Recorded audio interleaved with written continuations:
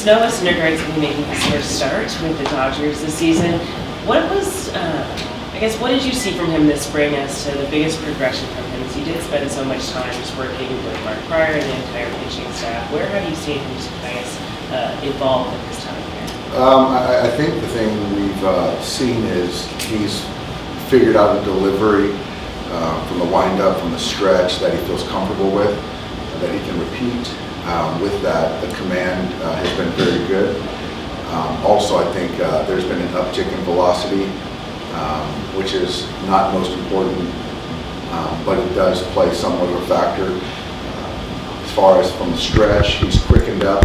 This team right here, very athletic, very fleet of foot. So obviously you want to minimize traffic, but certainly if they get guys on base, they're going to try to be aggressive with the running game. The command with Noah is impeccable. He's got really good command. So I'm excited for him to make his first Dodger debut, something he's kind of always dreamt about. Dave, is that really the biggest test for him today, to see whether or not he can manage the running game? Because that was a challenge last year. It was, and it has been his entire career. And I think this team, more so than any team in baseball, is more apt to try to steal bases. So, the first part is execute, make pitches, and for us to play good defense behind them. And if there are base runners, to certainly try to vary the looks and times and manage it. I know pitch outs haven't been in vogue for the obvious reasons, but is that something in play with him? It is in play. It's in play. You still got to, regardless of a pitch out or not, if you're still too slow, it's smooth, it doesn't matter. But it's certainly in play. I can see that, not throwing nerd again, but besides velocity, what do you guys qualify as success for him, especially as you sort of evaluate this one-year deal? I think for Noah, he's very physical, obviously in stature. He takes very good care of himself. So I think for us to count on him for innings, for length, to go deep in games, to be efficient, sort of what Dustin did the other night for us, is kind of what we're expecting. The first time we talked to him when he signed, he said he wanted to throw 100, and then by the end of spring, he said velocity wasn't his big concern anymore. Is that kind of what you guys wanted him to be at, a headspace? Yeah, it is. I think that tempering expectations as far as individually and what's most important. I do think there's going to continue to be uptick in velocity, but throw out a number. I think that he kind of backed off that, which I think is good. Sequencing, making pitches, making sure his slider's good, getting ahead in counts, getting some weak contact. I think that's what we're looking for. Do you think the back pick is an effective way to control the running game under the new rules now? That shortens the secondary, but I don't think that's essentially kind of tied into the initial stolen base attempt. Where is sort of that line between a guy maybe slide stepping and doing something he's not that comfortable with?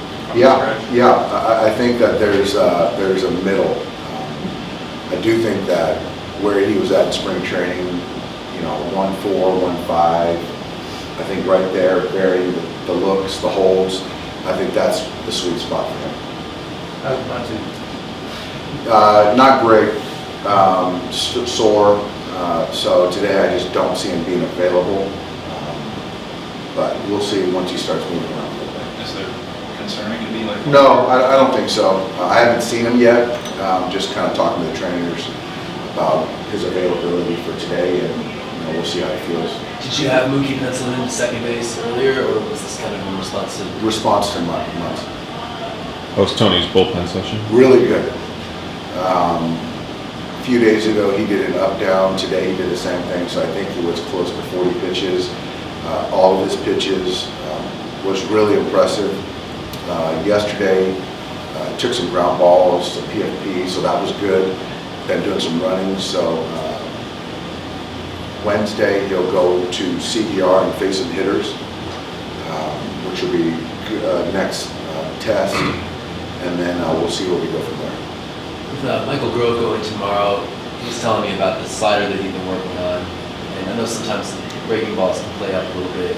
when the guy comes out to spring training, you expect to see that pitch and all that great stuff maybe a little bit even sharper than it was in Arizona?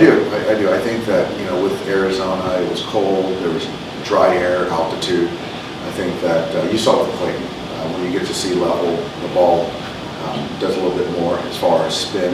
So Michael can really spin the baseball, but I do think that slider, the curveball will play up even here, yeah. Dave, with Andre Jackson finishing out the game last night, what's the value you see in having an actual long reliever, which I know sometimes you don't always have? It's huge, especially early in April, where you're trying to get the footing with relievers. And so for Andre to take down 3 innings to essentially save 2 other guys was very valuable. And so today, if you look at our pen, we should be reloaded, and have a guy that we feel comfortable, confident that he can take down 3 or 4 innings was huge. And yesterday is what we were hoping from Andre. Doc, did you see the tape in San Diego when the Aztecs won? And Tony Gwynn Jr. and Bud's reacted as it happened? I did not. I saw the end of the game, which was a great finish. And for a San Diego native, it was great. It's great for the city. You should have seen it because Dave was pumping, Bud was pumping his fist in the dugout. Tony Gwynn was up in the broadcast booth with his jersey on. Is that right? Screaming and yelling. Yeah, it was really something. Yeah, no, Tony Sr. Was a great Aztec, and obviously, Buddy's a former Aztec, so. He actually graduated. And he actually graduated.